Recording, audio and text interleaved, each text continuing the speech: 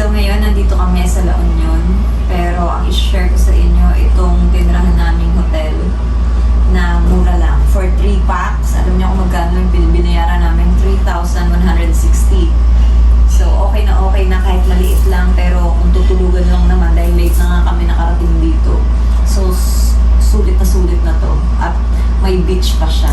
So tara na, kalika na rin. Punta na. Ikaw. So, ayan yung parking niya. So, malawak, diba?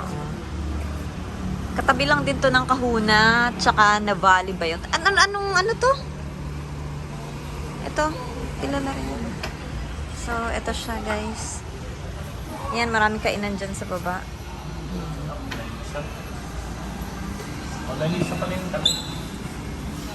So, ganito yung tinirahan namin. At ito. So, ito lang naman yung room niya. Pero okay na yan kung tutulugan lang naman. Medyo maggulo na kasi nagligpit na kami dahil alis na kami dito. Yan, dyan pwede kayo umorder.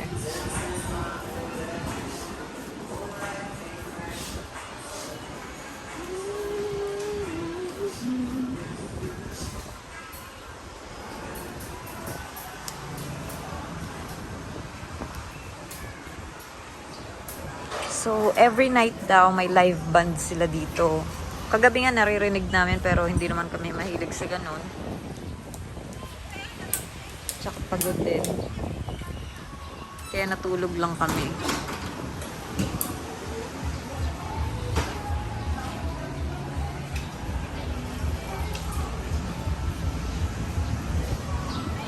Diba?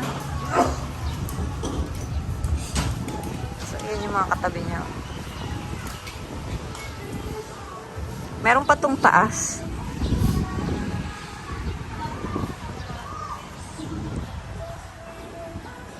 Dagat.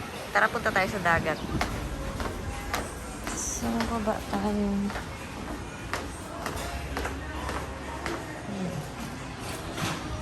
Pwede kayo umorder dyan.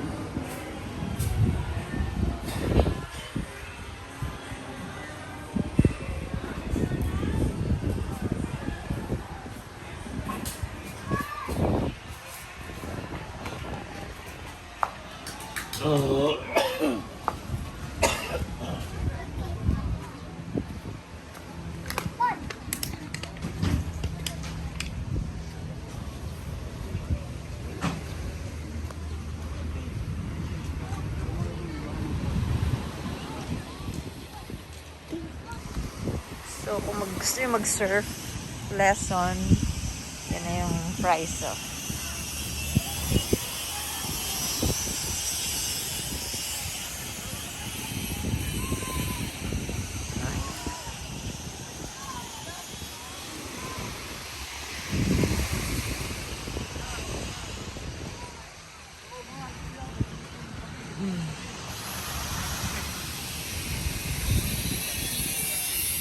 Tara na.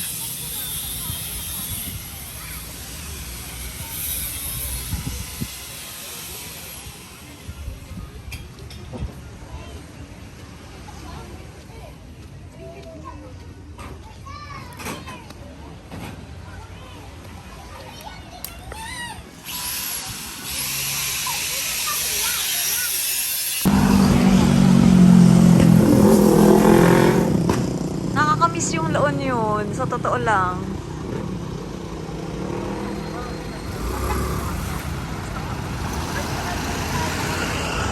So, ito na yun guys, Tavern by the Sea.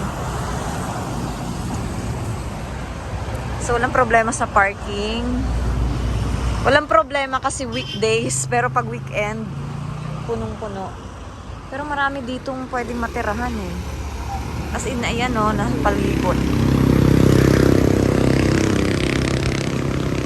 So, diba?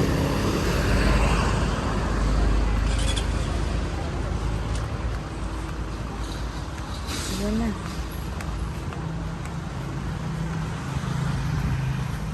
Tavern by the Sea. So, dito sa baba, pwede rin kayong order